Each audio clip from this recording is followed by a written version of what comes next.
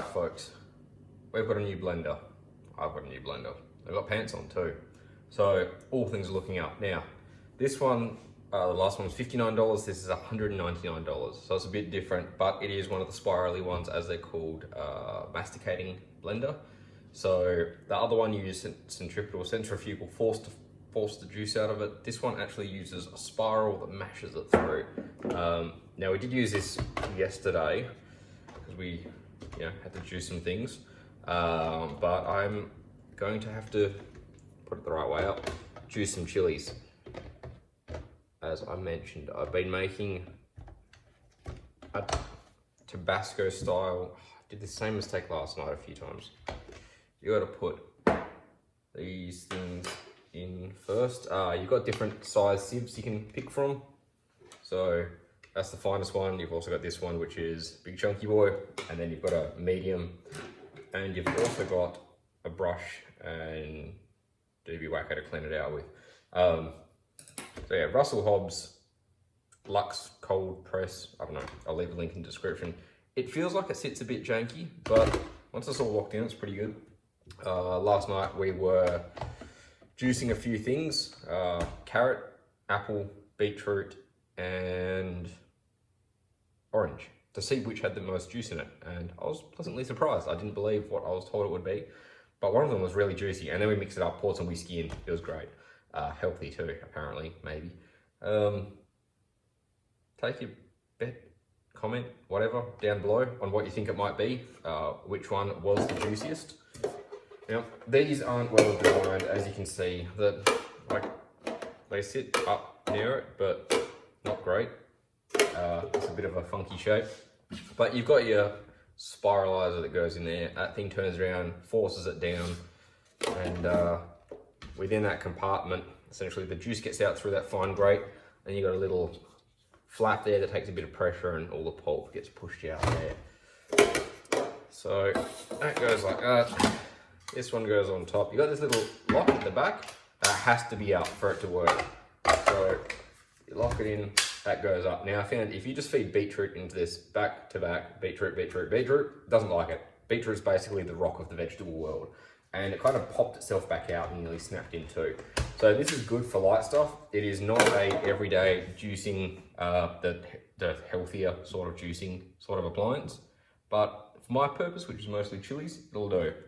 So we don't need any of this cleaning stuff. I mean, we're not even gonna really need to shove that down, but that's pretty neat. That feels like it's just getting there. What I've got is a pan. I'll put it there. See, that actually gets closer. That's probably better. It might dribble a little bit. Let's just see. It'll be fine. Because I'm gonna have to boil these chilies. So this is my beer. Pretty much the best beer you can get. It's an ale, it's Australian, it's great. They just didn't sponsor me or give me any money, so I can't show their brand or their name. All right, let's move this over. Don't worry about the cable going into the sink, that's just a safety feature. That pulp we're gonna reuse. I'll make some salt out of that. As I mentioned, this is my homemade Tabasco style chili sauce. It's taken about 3 months to make. Basically a bucket load of peri peri or bird's eye South African style peppers, and then I've burnt some wood chips, and the wood chips have steeped in white vinegar for 3 months whilst these have been fermenting, and then blended them up, and I've had them on the stir. I'll put equal parts, half litre of the wood chip burnt vinegar mix that I let sit, and the fermented chilies, mixed them 50-50, and then put them on the stir for 2 weeks. So now they're looking pretty good. It's nice and homogenized. There's maybe a 1/4 teaspoon of xanthan gum in there. And don't want the pulp. I want the pulp for something else. I want this to be a nice light Tabasco. So I thought I'll slowly pour it through this, hopefully get it all in, and we'll see what happens. Now let's hopefully rearrange this slowly just so you can see the absolute mess that I'm making. I'd say that's pretty good about there. There's pan in about there, and yeah, it should be right. I've actually paired my phone to the Apple TV this time, so I can see off in the distance what the recording looks like. It's just really laggy because, I don't because Apple's garbage or something. Well, at least the technology is, and the company, and the people. I don't know. Everything. I just hate Apple this week, so don't worry about that. Turn this on. There we go. Spiral's going, so you see as soon as I take this off, yeah, it stops. Let's spiralize or cold press, or what? Sorry, all right, they call it a cold. Turn that shit off. Cold press is what they call it, but that I think is a hipster term because you know everything's got to be cold extracted, cold pressed, cold brewed. I don't know, something cold to do with hipsters. It's technically called a masticating juicer. Say that carefully, masticating, because it's chewing the juice out of the fiber, kind of like your teeth do, like when you masticate food, as opposed to the other 4 types.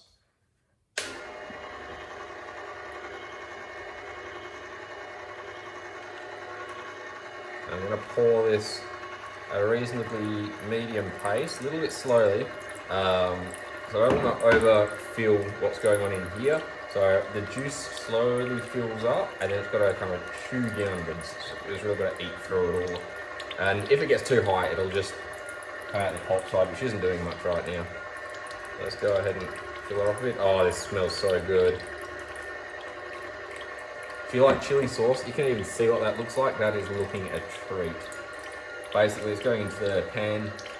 Once it's in the pan, I'll cook it for a few minutes, kill off any leftover lactobacillus that was fermenting, kill off anything that happened to get in there, and then I've got some boiled up dripper bottles, and I'll stick it in there. All right, let's keep this going.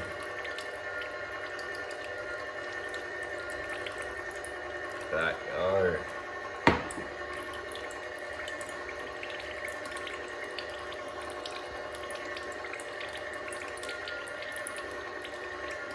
So, pretty much the only downside of these masticating juices is that they are slow. But as you can see, this is a pretty consistent, solid process. I'm pretty happy with it. I don't know how good this seal around here is. Like, maybe I could fill up this funnel with the juice. Don't want to, this is taking, you know, a good few months to make. So I'd rather just put in a bit at a time and let it get through. You can see that pulp starting to come out now. That'll make some good chili salt. There's still a bit of flavour left in there, I hope. Ooh, that's delicious. A little bit of bite too. So, yeah, let's go for a while. See how she pans out. That's the juicer I'm going to use.